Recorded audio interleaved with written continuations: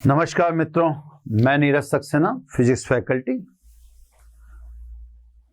अनुनाद के पश्चात आरएलसी परिपथ से संबंधित हमने टॉपिक पढ़े। एक तो पढ़ा हमने अर्ध शक्ति बिंदु, हाफ पावर पॉइंट है ना सर, अर्ध शक्ति बिंदु, ठीक है सर। अर्धशक्ति बिंदुओं के संगत आवृत्ति को अर्धशक्ति आवृत्तियां कहते हैं। अर्धशक्ति आवृत्तियां या अर्धशक्ति बिंदु पढ़ने का मुख्य कारण यह है कि इन बिंदुओं पर परिपथ अनुनाद के लिए सक्रिय हो जाता है, एक्टिव हो जाता है। इससे इन बिंदुओं का महत्व है, ठीक है सर। इसके बाद अपन ने पढ़ा बैंडविड्थ यानी बैंड चौड़ाई, delta omega is equal to omega 2 minus omega 1 is equal to R upon L. अगर आप फ्रीक्वेंसी के फॉर्म में लिखें तो delta F is equal to F2 minus F1 is equal to R upon 2 pi L. Clear sir. Band चौड़ाई का अभी महत्व आपके सामने नहीं आया है, अपन अगला टॉपिक पढ़ेंगे तब समझ में आ जाएगा।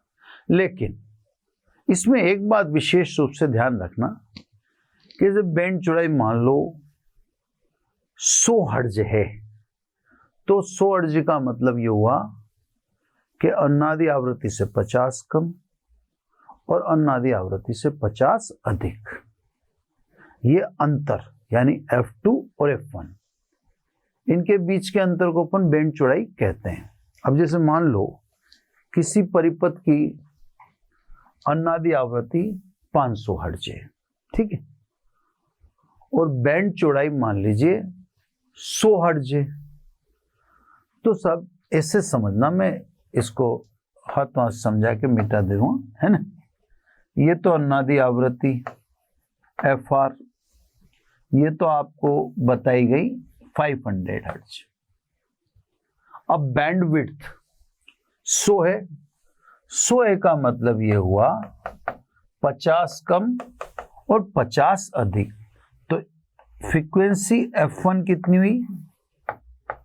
450 है ना। और ये जो फ्रीक्वेंसी F2 है ये कितनी हुई? 550। एक मिनट, है ना, एक 450 हुई और एक 550, है ना। तो अंतर बना आपका, एक मिनट, 550 हर्ट्ज, ठीक है। तो जाके आप बैंड चौड़ाई को बोलते हैं F2 माइनस F1 यानी 550 माइनस 450 यानी कितना? 100 हर्ट्ज। तो बैंड चौड़ाई जब भी आपसे बोला जाए तो आप उसको इक्वल डिस्ट्रीब्यूट कीजिए, है ना। जैसे मान लो 500 हर्ट्ज अनुनादी आवृत्ति है और 100 हर्ट्ज बैंड चौड़ाई है, तो फिर जो अर्ध शक्ति आवृत्तियां होंगी वो 450 हर्ट्ज और 550 हर्ट्ज होंगी। यानी 500 हर्ट्ज पर आने वाले प्रोग्राम के लिए सर्किट 450 हर्ट्ज पर एक्टिव हो जाता है, सक्रिय हो जाता है, यानी प्रोग्राम की आवाजें सुनाई देने लगती। मान लो जैसे ये जयपुर स्टेशन है, सपोज है ना, किस पे? 500 हर्ट्ज पर। तो इसकी आवाज आपको कहां से आना चालू हो जाएगी? 400 हर्ट्ज, 450 हर्ट्ज से, और कहां तक आती रहेगी? 550 हर्ट्ज तक। ये मैंने इससे समझाया कि इससे आप सर्किट के बारे में समझ सकते हो। जैसे बैंड चौड़ाई अगर ज्यादा है तो सर्किट कोई अच्छा नहीं माना जाएगा। अब देखो जयपुर स्टेशन आपको 500 हर्ट्ज पर सुनाई देता है, बैंड चौड़ाई यहां ज्यादा है, बैंड चौड़ाई कितनी है? 100 हर्ट्ज। तो इसकी आवाज तो बहुत पहले से आने लगी, 450 हर्ट्ज से आने लगी, और कहां तक आती रहेगी? 550 हर्ट्ज तक। वहां तक सर्किट एक्टिव रहेगा अननाद के लिए। अब ऐसा सोचें कि रेडियो स्टेशन या इंटरनेट जो हैं, वेबसाइट्स वगैरह, ये तो बहुत सारी हैं।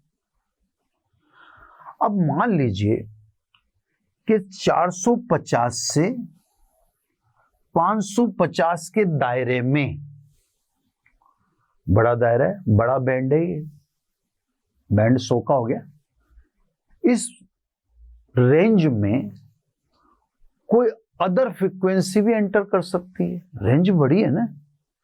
अभी मान लो जैसे सपोज बीबीसी है, या सपोज कोटा स्टेशन ही है। अब कोटा स्टेशन की फ्रीक्वेंसी मान लीजिए सब 475 हर्ट्ज हुई, सपोज है ना, जस्ट एक सोचने वाली बात कह रहा हूं, ये तो उदाहरण से समझा रहे हैं। तो सब एट ए टाइम जयपुर भी सुनाई देगा और कोटा स्टेशन भी, क्योंकि आपकी बैंड की रेंज में आ गया ये आ गया 450 से 550 के बीच में आ गया। अगर मान लो 525 हर्ट्ज पर कोई और स्टेशन है, तो आप 3 स्टेशन साथ में सुनेंगे, किस बीच में? 450 से 550 के बीच में। एक तो जयपुर तो सुनेंगे ही सुनेंगे, क्योंकि 500 हर्ट्ज पर तो वो है, 475 हर्ट्ज पर कोई दूसरा सिग्नल है, और 525 हर्ट्ज पर कोई तीसरा सिग्नल है। तो एट ए टाइम 3 सिग्नल आएंगे, मतलब डिस्टरबेंस है ना। तो कहने का मतलब 500, 475 और 525 किस किस के बीच में आ गई? बैंड के बीच में आ गई। 450 से 550 के बीच में आ गई। बैंडविड्थ ज्यादा हुई तो उसमें अनेक सिग्नल एंट्री कर जाएंगे, एंटर हो जाएंगे। जब अनेक सिग्नल एंटर होंगे तो डेफिनेटली डिस्टरबेंस बढ़ेगा, क्रिएट होगा। क्लियर?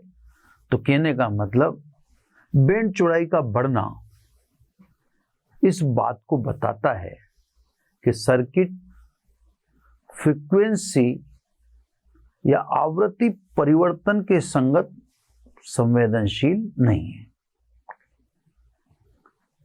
तो सब किसी भी सर्किट की, कम्युनिकेशन के सर्किट में मोबाइल है, टेलीविजन है, ट्रांजिस्टर यानी रेडियो है, इंटरनेट है, तो कम्युनिकेशन की रेंज में इतने सिग्नल हैं, तो सब ऐसे सर्किट जो ज्यादा बैंड चौड़ाई वाले सर्किट होते होंगे वो तो बेकार सर्किट माने जाएंगे। उन सर्किटों को हम अच्छा नहीं मान सकते। क्यों? क्योंकि वह आवृत्ति परिवर्तन के प्रति संवेदनशील है ही नहीं। अब सब इसका एक और वर्जन देखते हैं। मैं पेन चेंज कर लेता हूं, है ना। मान लीजिए बैंडविड्थ 10 हर्ट्ज होती, ठीक है, 10 हर्ट्ज होती। अब ये व्हाइट पेन से देखना आप,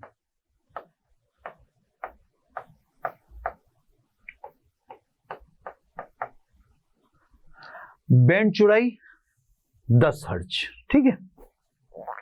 10 हर्ट्ज तो 5 अधिक, तो F2 कितना होता? 505 हर्ट्ज। और F1 कितना होता? अब F1 होता 5 घटा दो 495 हर्ट्ज। दोनों के बीच का अंतर कितना हुआ? 10 हो गया। तो बैंड चौड़ाई कितनी? 10। अब देखो कितना क्वालिटेटिव सर्किट है, गजब का। क्या क्वालिटी है इस सर्किट की। इसकी बैंडविड्थ बहुत कम है। यह सर्किट आवृत्ति परिवर्तन के प्रति अत्यधिक संवेदनशील है। अब मार्केट में हम सर्किट लेने जाएं, सर्किट का मतलब मोबाइल ही समझ लो, टेलीविजन ही समझ लो। अब आप कौन सा टेलीविजन लेंगे? ज्यादा बैंड चौड़ाई वाला या कम बैंड चौड़ाई वाला? कौन सा लेंगे? डेफिनेटली आपको जमता कौन सा है? जिसकी बैंड चौड़ाई कम है। क्यों जमता है? क्योंकि ये सर्किट आवृत्ति परिवर्तन के प्रति संवेदनशील सर्किट है। आवृत्ति का चेंज होने पर यह सर्किट उसको पकड़ता है, उसके प्रति ये अलर्ट है। तो कम बैंड चौड़ाई का सर्किट आप खरीदेंगे, ज्यादा बैंड चौड़ाई का सर्किट आप नहीं खरीदना पसंद करेंगे। लेकिन अब होगा क्या, ये टेलीविजन या ये जो सर्किट है जिसकी बैंड चौड़ाई ज्यादा है, ये आपको सस्ता मिलेगा, जबकि ये वाला सर्किट जो है जिसकी बैंड चौड़ाई कम है, ये सर्किट आपको महंगा मिलेगा। जैसे मान लीजिए अपन एक जनरल एग्जांपल लें, मार्केट में अनेक कंपनियों के टेलीविजन हैं, मोबाइल भी हैं। तो आप देखते होंगे कि किसी एक कंपनी, मैं नाम नहीं ले रहा किसी का, लेकिन किसी एक कंपनी का टेलीविजन सस्ता मिल रहा है और वैसी की वैसी चीज किसी एक कंपनी की बहुत महंगी मिल रही है। अब इसको आप जस्टिफाई नहीं कर पाते, आप इस स्थिति को समझ नहीं पाते कि ऐसा क्यों हो रहा है, जबकि ये स्थिति समझने योग्य है ना सर। एक मिनट, ये स्थिति समझी जा सकती है। ऐसे समझिए कि जिसकी बैंड चौड़ाई कम है वो सर्किट क्वालिटेटिव सर्किट है, उसकी क्वालिटी शानदार है, वो महंगा मिलेगा क्योंकि उस कंपनी ने क्वालिटी से कोई कंप्रोमाइज किया ही नहीं है ना। लेकिन जिसकी बैंड चौड़ाई ज्यादा है वह स्वाभाविक रूप से पुअर बैड क्वालिटी सर्किट है, वो सस्ता मिल जाएगा, है ना। तो कहने का मतलब बैंड चौड़ाई के संदर्भ में ये समझ आपकी होनी चाहिए, इस सर्किट से संबंधित बात है। अब सब सर्किट से संबंधित 3 टॉपिकों का समूह है, एक हो चुका, 2 हो चुके हैं ना, एक और टॉपिक इसके साथ अटैच होगा, फिर न्यूमेरिकल करेंगे। तो तीसरा टॉपिक है ना, तीसरा टॉपिक है गुणता कारक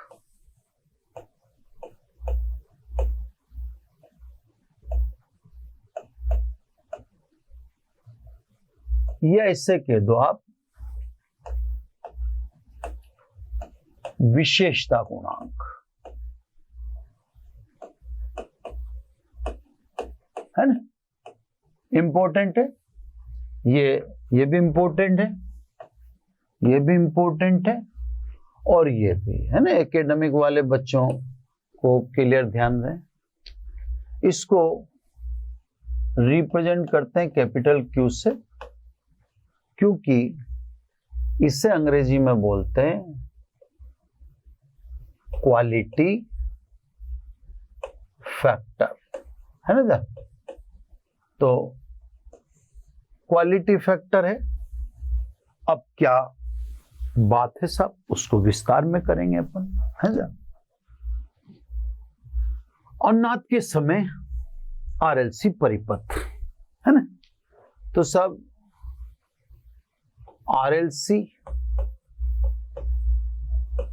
अनुनादी परिपथ, है ना। आरएलसी अनुनादी परिपथ में Z minimum is equal to R होता है, आप भी जानते हैं, है ना। तो अनुनाद के समय आरएलसी परिपथ की प्रतिबाधा प्रतिरोध के बराबर होती है, ठीक है सब।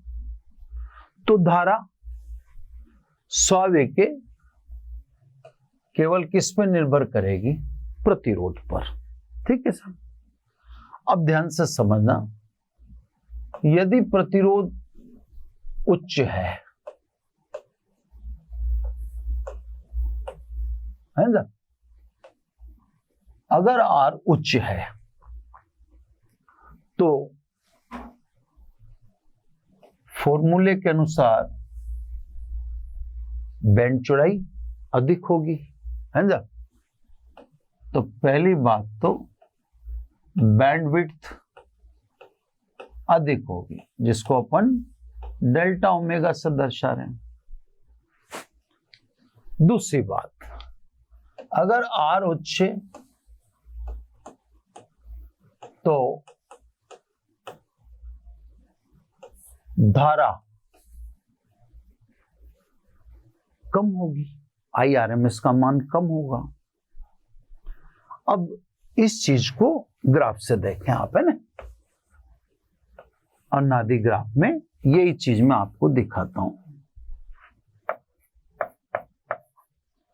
फ्रीक्वेंसी वर्सेस, थोड़ा सा मेरे को ये अक्ष टेढ़ी लग रही है तो वो तो चल जाएगी, पर वर्टिकल वाली टेढ़ी नहीं चलेगी मेरे, है ना।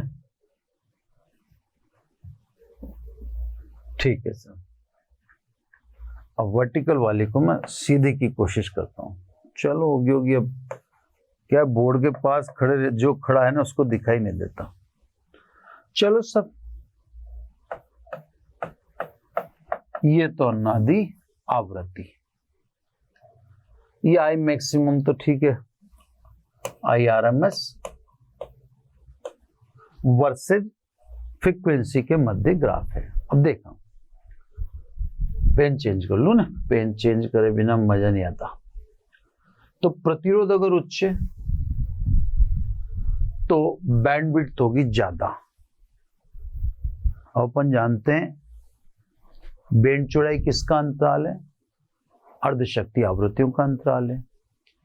और अर्धशक्ति बिंदु कहां पर होते हैं, 70.7% पर होते हैं अधिकतम धारा के, है ना। बैंड चौड़ाई बढ़ गई तो ग्राफ फैल गया, F2 माइनस F1 बढ़ गया, ग्राफ फैल गया। धारा घट गई तो ग्राफ बैठ गया, तो इसका ग्राफ मोटा सा बनेगा। ये देखो सर, ऐसा मोटा सा ग्राफ बनेगा, उसमें शार्पनेस नहीं आएगी।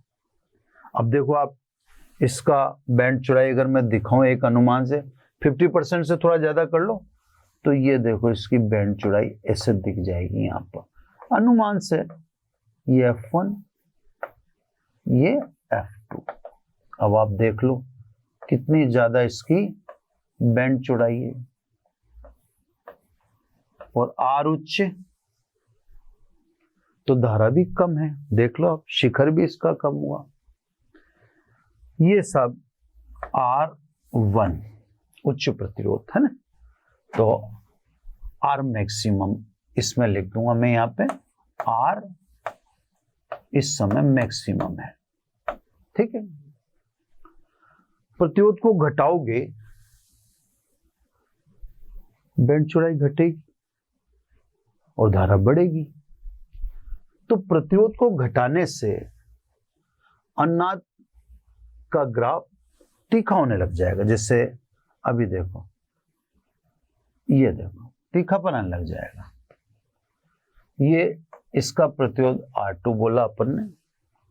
अब अगर देखें तो 50% या उससे थोड़ा ऊपर चल जाओ, ये 70% F1 और ये F2। ये आपको F1 F2 मैं दिखा रहा हूं, ये लिखने नहीं, मैं आपको समझा रहा हूं, आप समझिएगा, है ना। तो सब R2 कम है R1 से। प्रतिरोध को जैसे जैसे घटाते जाओगे I बढ़ता जाएगा, बैंड चौड़ाई घटती जाएगी, मतलब ग्राफ तीखा होने लग जाएगा। ये देखो, ठीक है ना। मैं वापस बना सकता हूं उसको। तो ये सब ठीक है।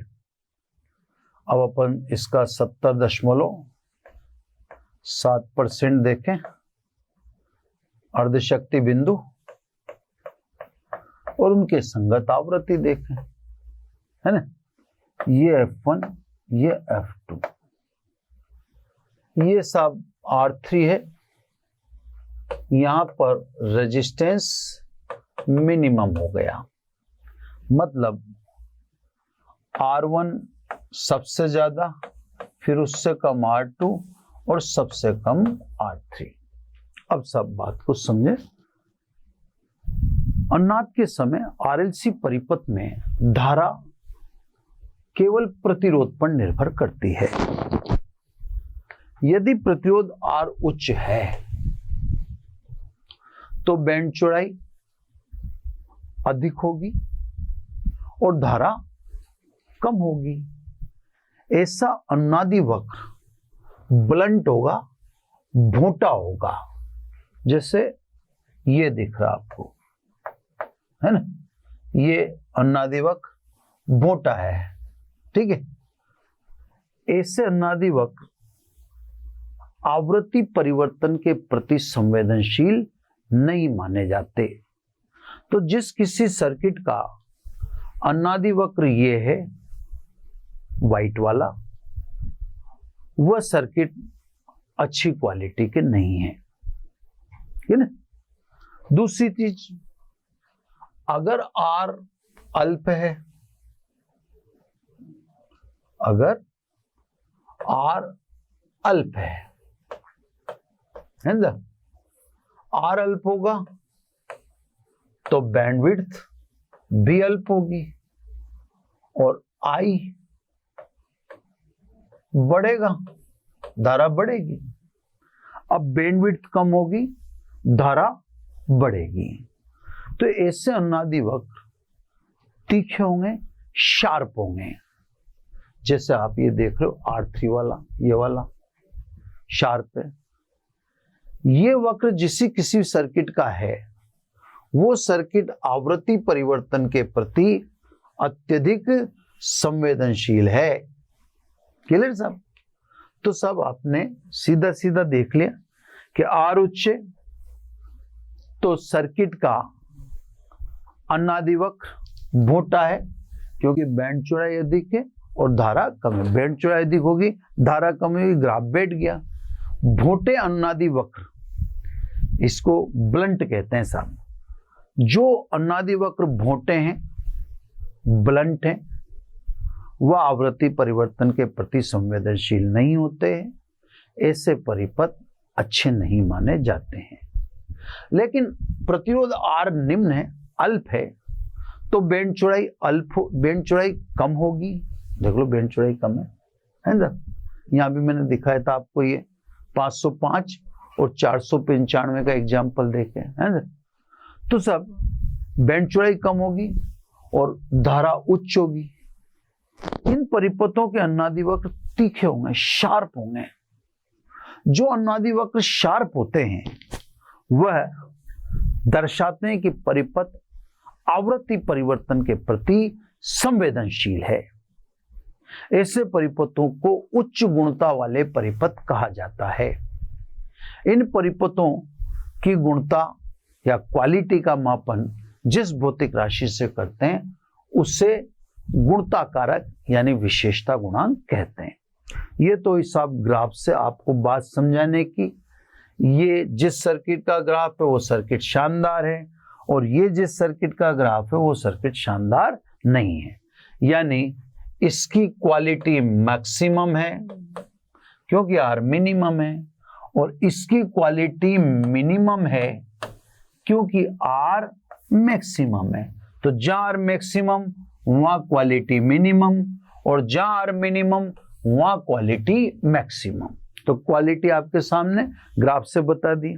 अब आपके बच्चों क्या है, ग्राफ में इतना मत उलझो। आपको देखो, मैं डायरेक्ट मैथमेटिकली और परिभाषा, तो आप एग्जाम में इस चक्कर में मत पड़िएगा। ये तो मैंने समझा दिया आपको। आप क्या करना, अब मैं आपको एग्जाम में समझाता हूं आपको क्या करना है ना। आपको विशेषता गुणांक पढ़ना समझाना है एग्जाम में ना, तो लिख देता हूं मैं तो, ताकि आपको याद आ जाए। फॉर एग्जाम, वो तो जो चीज थी ना अपनी, वो तो देखो एक बार बेसिक तो कहीं ना कहीं से समझना पड़ेगा, तो बेसिक तो पकड़ना ही था, है ना। अब आप एग्जाम के पॉइंट ऑफ व्यू से आइए, तो आप एग्जाम के पॉइंट ऑफ से क्या हो, आप आरएलसी परिपथ में अनुनादी आवृत्ति व बैंड चौड़ाई के अनुपात को विशेषता गुणांक कहते हैं, है ना।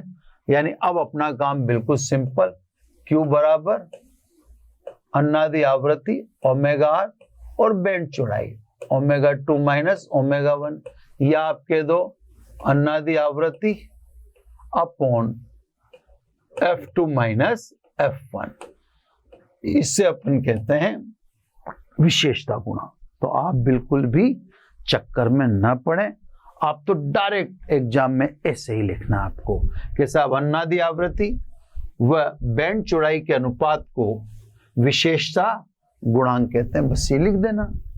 अब सब क्योंकि अब वैल्यू पुट कर दो, क्योंकि omega 2 minus omega 1 is equal to R upon L, ये अपन ने लास्ट निकाल लिया था, एक से, है ना, एक में रखो, एक से क्वालिटी फैक्टर Q बराबर ओमेगा आर, ये आर अपॉन ये एल ऊपर चला गया, स्वाभाविक है ओमेगा आर एल को क्या बोलोगे आप, एक्सएल अपॉन आर, है ना। ये ध्यान रखना, ये जो धारितीय प्रतिघात है वो सामान्य धारितीय प्रतिघात नहीं है। सामान्य का मेरा मतलब है एक होता है ओमेगा एल, ओमेगा एल को आप सामान्य कहोगे, ये ओमेगा एल नहीं है, ये अनुनाद के समय है, ये है ओमेगा आर एल। तो आप इसको थोड़ा सा सामान्य मत लेना, क्योंकि इस के अंदर जो है वो ओमेगा आर एल है ना। तो सब अनुनाद के समय प्रेरणिक प्रतिघात बोलना चाहिए मुझे। अगर मैं थ्योरी को बहुत डेप्थ में समझाऊं तो थ्योरी के पॉइंट ऑफ व्यू से मैं बोलूंगा अनुनाद के समय प्रेरणिक प्रतिघात, अन्य समय तो फिर आप सिंपल एक्सएल बराबर ओमेगा एल समझेंगे, है ना। अब क्योंकि अनुनाद पर, अब अनुनाद पर एक्सएल बराबर क्या होता है, एक्सी होता है ना। यानी अनुनाद के समय omega R L is equal to क्या होता है, 1 अपॉन ओमेगा आर सी। तो दो से, है ना, दो से क्वालिटी फैक्टर अब आप यहां रख दो 1 upon omega R C upon R, यानी एक्सी अपॉन आर। यहां से अब चाहे आप तो एक परिभाषा और इजाद कर सकते हैं, पर आप बोलते समय सतर्कता बरतिए। आप कहिए अनुनाद के समय प्रेरणिक प्रतिघात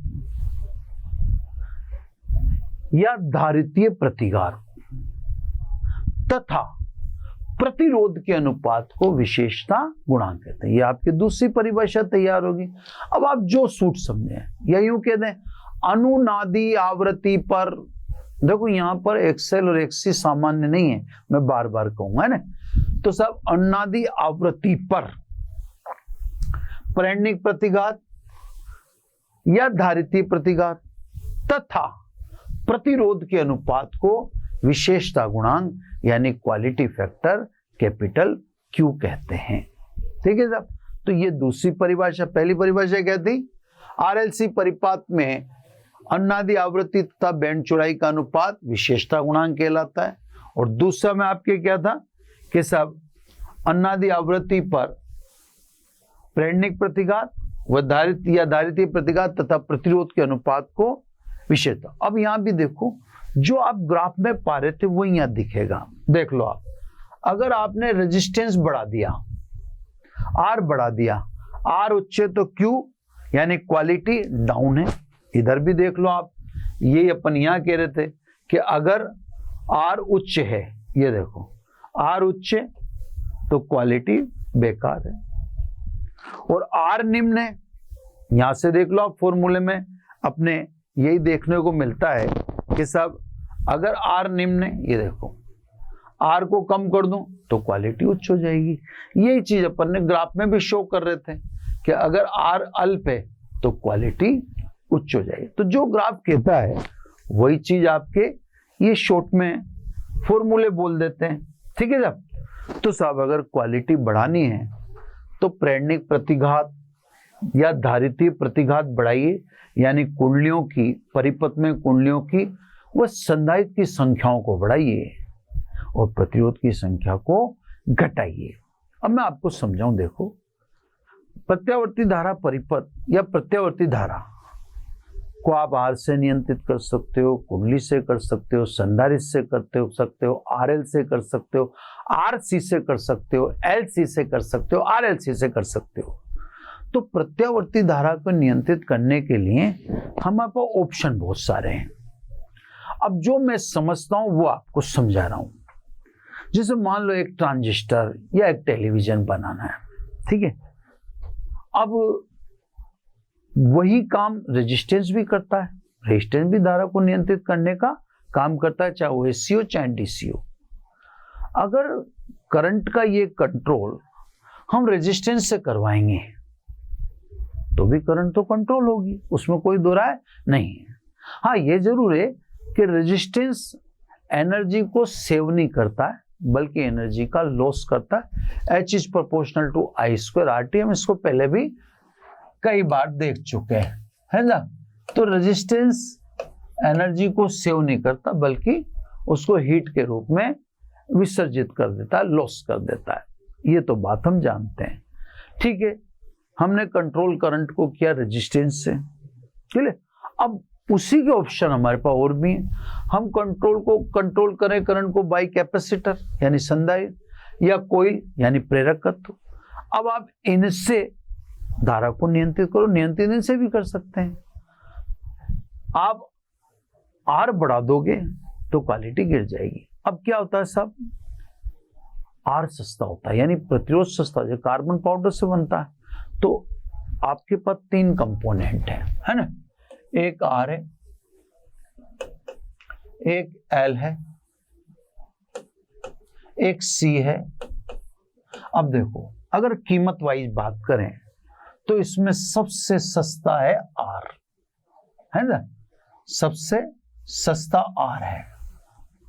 बाकी कुंडली कॉपर की होती है, महंगी होती है, संधारित्र भी महंगा होता है। अब स्वाभाविक है जो अपने परिपथ में आर का अधिक इस्तेमाल करेगा उसका परिपथ सस्ता होगा, लेकिन इसकी क्वालिटी पुअर होगी। परिपथ सस्ता होगा तो सब मैं टीवी लेने गया तो जिसने आर का अधिक इस्तेमाल किया है, आर सस्ता कंपोनेंट है, सस्ता कंपोनेंट तो उसकी कॉस्ट भी कम आएगी, लागत भी कम आएगी, तो मेरे को टीवी सस्ता दे देगा, लेकिन उसमें क्वालिटी नहीं है और लॉन्ग टाइम इलेक्ट्रिक एनर्जी और अदर एनर्जी के लॉसेस भी हैं। क्वालिटी भी पुअर है और आपको इकोनॉमिक लॉस भी होगा क्योंकि आप इलेक्ट्रिसिटी या किसी न किसी रूप में वो पे कर रहे हैं। क्लियर होगी बात, है ना। अब इसी चीज को दूसरे ऑप्शन में देखो, मैं टीवी लाता हूं, उसमें करंट कंट्रोल या जो भी है ये सब नियंत्रण हो रहा है संधारित्र से या कुंडली से, ठीक है। एक्सएल एक्ससी बढ़ाओगे क्वालिटी बढ़ेगी, लेकिन कॉस्ट भी तो बढ़ेगी क्योंकि ये दोनों कंपोनेंट तो इसकी तुलना में 10 गुना से ज्यादा कीमत है इनका। रेजिस्टेंस मान लो 2 रुपए का आता है सपोज, तो ये 80, 90, 100 रुपए के आने वाले कंपोनेंट, ये दोनों महंगे कंपोनेंट। अब आप सोचो एक चीज जो 2 रुपए की आती है और एक चीज जो 100 रुपए की आती है, तो कीमत में 50 गुने का अंतर तो वैसे ही आ गया भाई। 2 का 50 गुना 100 होता है। तो स्वाभाविक है जो अपने सर्किट को क्वालिटेटिव बनाना चाहेगा तो स्वाभाविक रूप से उसका सर्किट महंगा पड़ेगा, है ना। सर्किट जब मैं कहता हूं तो मोबाइल समझ लो, रेडियो समझ लो, टेलीविजन समझ लो, ये आप समझ सकते हो, है ना। तो कम्युनिकेशन का जो भी सर्किट, तो सर्किट कॉस्टली आएगा, लेकिन वो टिकाऊ भी होगा, क्वालिटी भी होगी और आपकी बचत भी करेगा। ये भी तो उसका फायदा है लॉन्ग टाइम, है ना। तो कहने का मतलब सर्किट सस्ते मिल सकते हैं, पुअर क्वालिटी होगी, है ना, और सर्किट महंगे मिलेंगे तो क्वालिटी हाई भी होगी। है ना।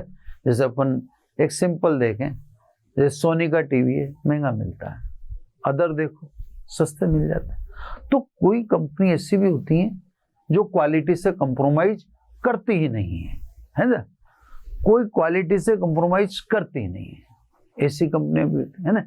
जैसे मान लीजिए आप ही देखें तो सब, आप मान लीजिए कहीं चाय पीते हैं तो कोई चाय वाला ऐसा भी मिलेगा आपको कि बोले आप वेट कर रहे हो पर वो अपनी प्रोसेसिंग में बिजी है। आप कहेंगे भाई 2 जल्दी जाना है मुझे, तो कहेगा नहीं बॉस रुको। एक वो है कि प्रोसेसिंग हो रही है पर उसको दिख रहा है कि ग्राहक जा रहा है, तो वो आपको चाय दे, हो सकता है उसकी क्वालिटी पुअर हो, फिर आप कभी वापस जाएंगे नहीं। लेकिन जिस आदमी ने आपको वेट कराया फिर आपको 1 कप चाय दी, तो आपको अगर टेस्टी लगेगी तो आप उसके यहाँ बार बार जाएंगे। तो कोई किसी की नेचर होती है वो क्वालिटी से कंप्रोमाइज नहीं होता। तो कई सर्किट महंगे मिलेंगे आपको, है ना, मार्केट में, क्योंकि वो कंपनियां क्वालिटी से कंप्रोमाइज नहीं करती और उनके सर्किट बिकते भी, पर उनके खरीदार अलग रेंज वाले लोग होते हैं। ठीक है ना। चलो अब इसी में एक और चीज और बताता हूँ। क्वालिटी तो आप समझ ही गए कि सर्किट सस्ता भी हो सकता है बिकॉज ऑफ आर, सर्किट महंगा भी हो सकता है बिकॉज ऑफ एक्सएल एंड एक्ससी। अब सब समीकरण 2 व 3 से है ना, समीकरण 2 व 3 से। अब सब 2 व 3 को मैं देखो ऐसे लिख देता हूं, Q बराबर I0 एक्सएल या I0 XC upon I0 R। ठीक है ना, I0 का ऊपर नीचे गुणा कर दिया तो ये हो गया सब कुंडली पर वोल्टता और ये हो गया सब संधारित्र पर वोल्टता और ये होगी प्रतिरोध पर वोल्टता। हम जानते हैं अनुनाद के समय प्रतिरोध पर वोल्टता और आरोपित वोल्टता दोनों क्या होते हैं, बराबर होते हैं, है ना। इसलिए Q बराबर VOL या VOC अपॉन VORLC, है ना। यानी Q बराबर अनुनाद के समय कुंडली ऑब्लिक संधारित्र पर वोल्टता अपॉन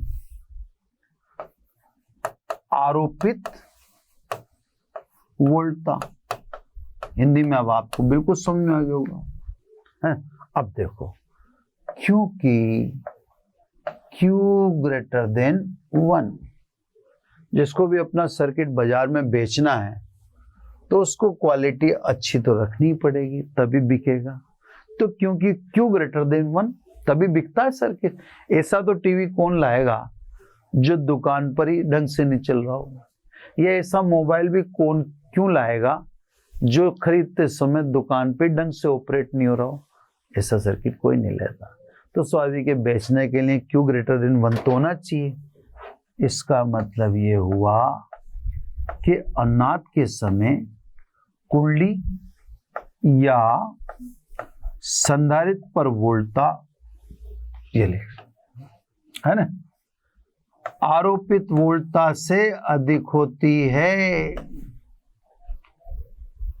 इसका मतलब क्वालिटी शानदार है तो वोल्टता का प्रवर्धन भी होगा, वोल्टता भी एम्पलीफाई होगी, कुंडली और संधारित्र पर वोल्टता का मान भी अधिक मिलेगा। अब उस वोल्टता का आप अन्य कंपोनेंट के लिए भी इस्तेमाल कर सकते हैं। अन्य कंपोनेंट कुंडली से पर वोल्टता या संधारित्र पर वोल्टता से चला सकते हैं।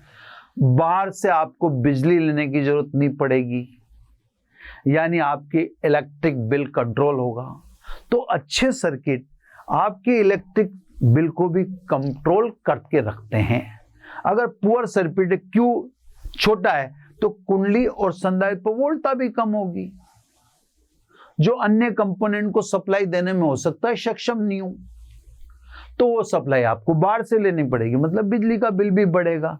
लेकिन अगर जिसकी क्वालिटी शानदार है, यानी Q मच ग्रेटर देन 1 है, तो उसकी कुंडली और संधारित्र वोल्टता का मान आरोपित वोल्टता से बहुत अधिक होगा।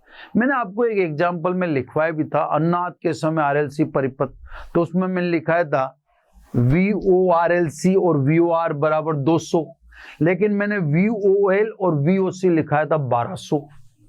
आरोपित वोल्टता 200 है, लेकिन कुंडली पर वोल्टता 1400 वोल्ट भी हो सकती है, 1200 वोल्ट भी हो सकती है, 800 भी हो सकती है, पर ज्यादा ही होगी। और Q जितना ज्यादा उतनी कुंडली और संधारित्र पर वोल्टता भी अधिक होगी। इस वोल्टता का इस्तेमाल आप परिपथ में अन्य कंपोनेंट को ऑपरेट करने के लिए कर लेना, उसके लिए सप्लाई आपको बाहर से नहीं लेनी पड़ेगी। तो सब जो सर्किट क्वालिटेटिव होते हैं, जिनकी गुणता कारक उच्च होता है, वह सर्किट वोल्टता यानी कुंडली और संधारित्र पर वोल्टता का भी प्रवर्धन करते हैं, यानी फायदा करते हैं, यानी वोल्टता कुंडली और संधारित्र पर बढ़ा देते हैं। क्लियर साहब? तो ये हुआ साहब क्वालिटी फैक्टर। अब बहुत विस्तार में इसके बारे में अपन ने कर लिया। ये 3 टॉपिकों का ग्रुप था, तो 3 टॉपिक के ग्रुप में ये ग्रुप खत्म हो गया। अगला टॉपिक चलेगा।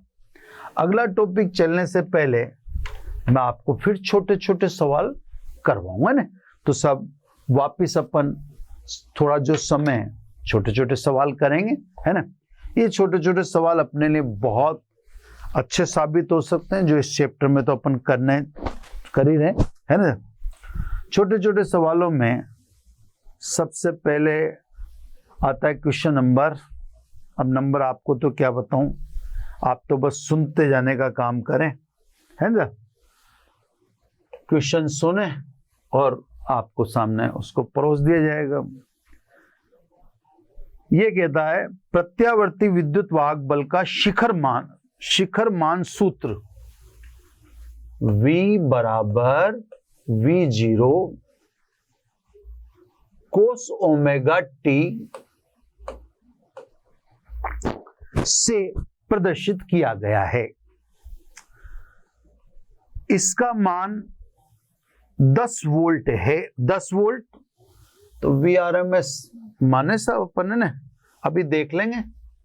मैं फिलहाल तो इसको VRMS से लिखूंगा जैसा मैंने आपको समझा रखा है, फिर अभी कोई बात विशेष होगी तो अपन कर लेंगे, है ना। शिखर मान सूत्र से प्रदर्शित, इसका मान 10 वोल्ट, वो आवृत्ति 50 हर्ट्ज है। आवृत्ति इसकी 50 हर्ट्ज है ना। समय T बराबर 1/600 सेकेंड पर विद्युत वाहक बल का ताक्षणिक मान बताओ।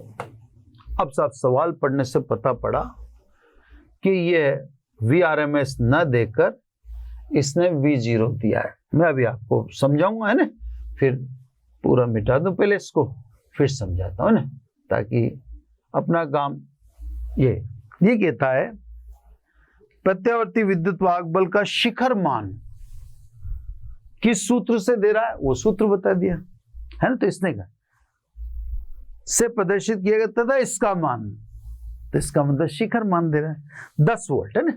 तो ये V0 है साहब, पढ़ने से पता चल गया। फ्रीक्वेंसी इसने बता दी 50 हर्ट्ज है।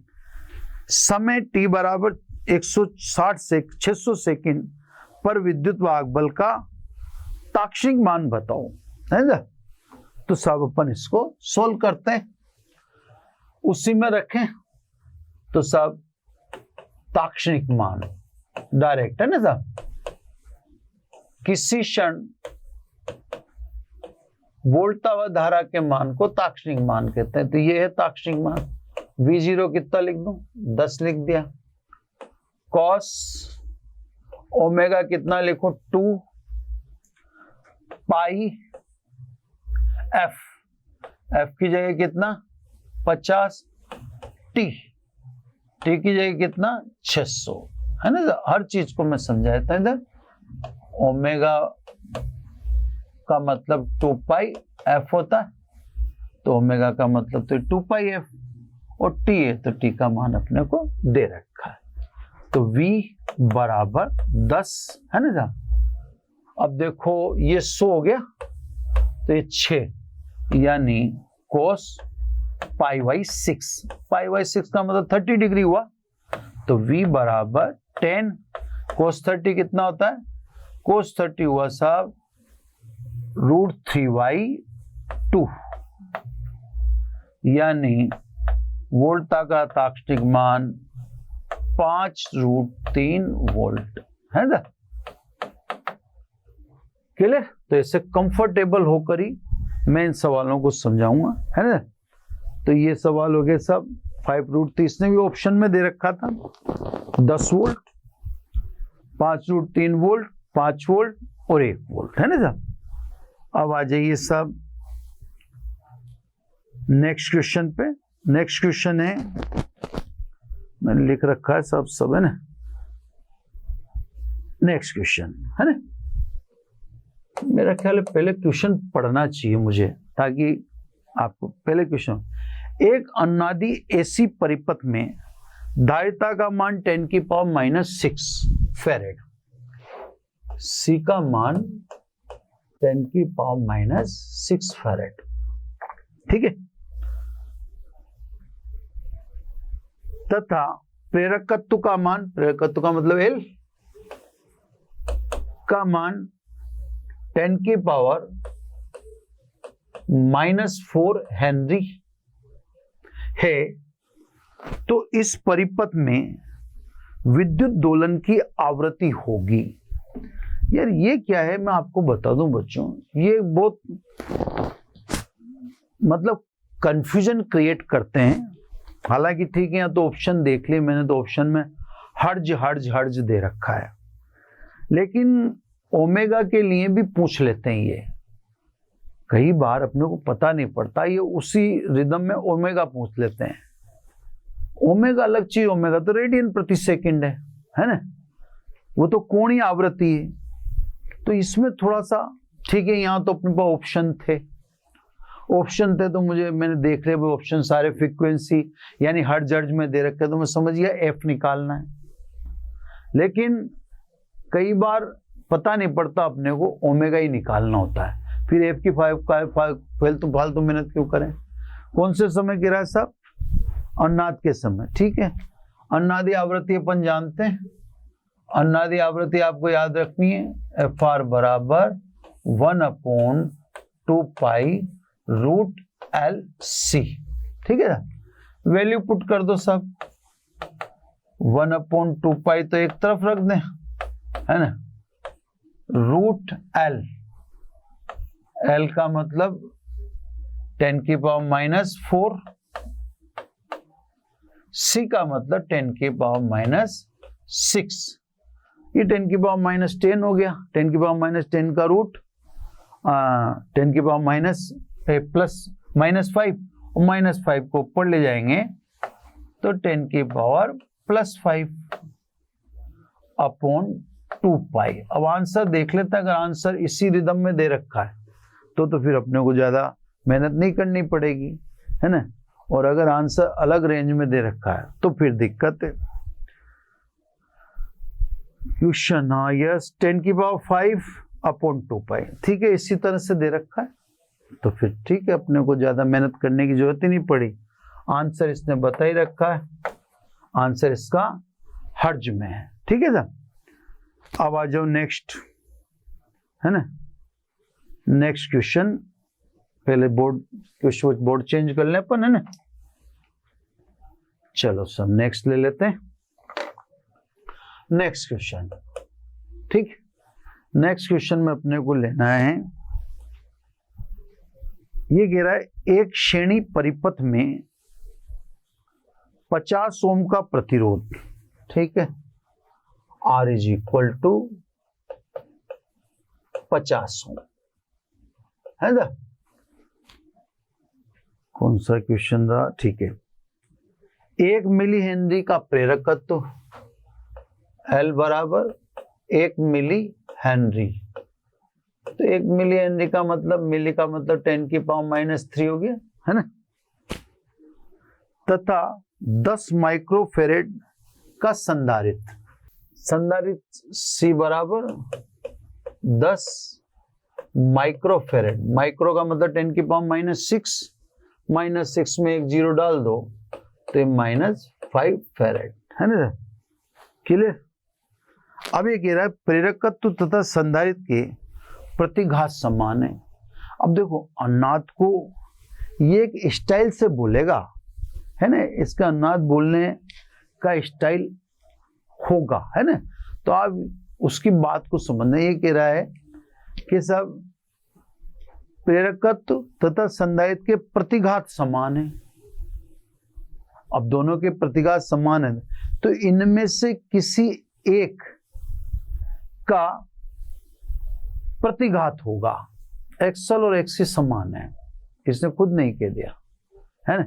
एक्सएल और एक्सी समान है तो इनमें से किसी एक का प्रतिघात होगा, यानी आप एक्सएल बता दो चाहे एक्सी बता दो। अब आपको क्या दे रखा है, आर, एल और सी। ओमेगा नहीं है आपको, तो पहले ओमेगा निकालो, है ना, क्योंकि एक्सएल बराबर एक्सी। तो हम समझ गए पोजीशन किसकी है, पोजीशन है अनुनाद की, है ना। अब एक्सएल पूछ रहा है या एक्सी पूछ रहा है, दोनों बराबर ही होते हैं ना। तो सब पहले निकालो ओमेगा आर, 1/ओमेगा, कोणीय आवृत्ति कितनी, 1/√LC, यानी √L बोले तो कितना 10⁻³ और C बोले तो कितना 10⁻⁵, -3 और -5 -8 का रूट करोगे तो -4 और ऊपर ले जाओगे तो +4 रेडियन पर सेकेंड ओमेगा है। अब साहब क्योंकि इसने तो एक ही पूछा है ना, इसलिए एक्सेल निकाल दो। एक्सेल ज्यादा बेटर रहता है क्योंकि उसमें ऊपर ही रहता है, न्यूमरेटर में रहता है, सब डिनोमिनेटर में नहीं जाता है ना। तो ओमेगा आर एल अनुनाद के समय एक्सेल ही होता है और वो किसके बराबर होता है, एक्सी के, at the time of result. ये लिख दिया 10⁻⁴ और एल लिख दिया आपने 10⁻⁻3। तो कितना प्रतिरोध हुआ साहब, यानी कितना प्रतिघात हुआ, एक्सएल बराबर 10 ओम। अच्छा सवाल है साहब, एकदम तो आप इसमें समझ नहीं पाओगे क्योंकि इसने एकदम तो ऐसी कोई संभावना नहीं दे रखी आपको कि जिससे एक्सएल और एक्सी, क्योंकि फ्रीक्वेंसी वगैरह एकदम ऑब्जर्व नहीं होती है, दिखती नहीं है, लेकिन वो टेक्निक से चलना था उसका, है ना। तो टेक्निक से चलने पे सवाल आ गया इसका। सब नेक्स्ट क्वेश्चन करें, है ना। नेक्स्ट क्वेश्चन है एलसीआर परिपथ में L बराबर 8 हेनरी, L बराबर 8 हेनरी, ठीक है, और C बराबर 0.5 माइक्रोफेरेड, 0.5 माइक्रोफेरेड। तो 5 × 10⁻⁻6 तो वो होता तो -7 हो गया, पॉइंट के हटा दिया तो, है ना। और R बराबर 100 ओम, R = 100 ओम। एक बार और पढ़ूंगा मैंने, श्रेणी क्रम में जुड़े तो प्रति सेकंड में अनुनादी आवृत्ति है। अब देखो यहां पर इसने क्या करा, दो ऑप्शन तो दे दिए रेडियन में, ये रेडियन सॉरी है ना, ये रेडियन होना चाहिए, चलो मरने दो उसको, तो कोई फर्क नहीं पड़ा।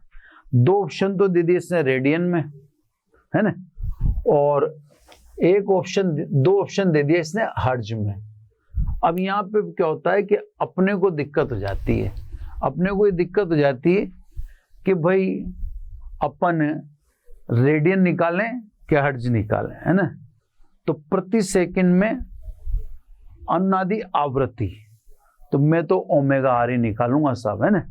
तो मेरे हिसाब से तो ये जो पूछ रहा है ये ओमेगा आर है। अभी पहले ओमेगा आर निकाल देते हैं फिर आगे बात करते हैं। तो ओमेगा आर बराबर 1/√LC, ठीक है साहब। 1/√LC में ये 1 रूट L कितना 8, C का वैल्यू 5 इंटू 10 की पावर 0.5 ही लिख लूँ साहब, है ना, 1 मिनट, 0.5 इंटू 10 की पावर -6 लूँ, रूट में से निकल नहीं पाएगा नहीं तो, है ना। तो मैं इसको लिख रहा हूँ 0.5 ही लिख रहा हूँ और इंटू 10 की पावर -6 लिख रहा हूँ, है ना। मेरे को लगता है इसी से आंसर आ जाना चाहिए, है ना, क्योंकि रेडियन दे रहा है तो रेडियन में इसी में बैठेगा।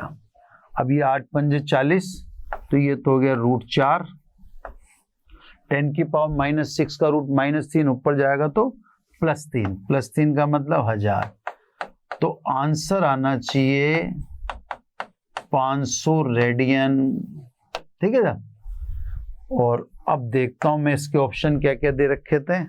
इसके ऑप्शन में 600 रेडियन, 500 रेडियन और 600 हर्ट्ज, 500 हर्ट्ज। तो हर्ट्ज तो नहीं बैठेगा क्योंकि अभी ओमेगा, अगर एफ आर निकालना 2 पाई का भाग देना पड़ेगा, तो हर्ट्ज में तो नहीं बैठेगा। हर्ट्ज में तो 250/पाई आ रहा है, वो तो आए, इसमें आंसर ऑप्शन में नहीं है, तो इसका मतलब इसका आंसर 500 रेडियन है ना। तो बच्चों ऐसे और भी सवाल हैं, मैंने आपको इस चैप्टर में बता रखा है, तो बीच में छोटे छोटे क्वेश्चन भी मैं करता रहूँगा कंटिन्यू, और चैप्टर भी चलाता रहूँगा। ऐसी चैप्टर है, ढंग से समझ में आना चाहिए, जरूरी चैप्टर माना जाता है ना। तो बच्चों आज इतना ही, बाकी कंटिन्यूएशन में आपको कल वापस से न्यूमेरिकल से स्टार्ट होना पड़ेगा, फिर टॉपिक लेंगे। Thank you very much. आशा करता हूं हमारे टॉप एजुकेटर का यह लेक्चर आपको पसंद आया होगा। अगर पसंद आया है तो वीडियो को लाइक करिए, चैनल को सब्सक्राइब करिए और शेयर भी करिए, क्योंकि ज्ञान बांटने से बढ़ता है और सही बताऊं तो पुण्य भी मिलता है। मुझे सुनने के लिए बहुत बहुत धन्यवाद। Thank you.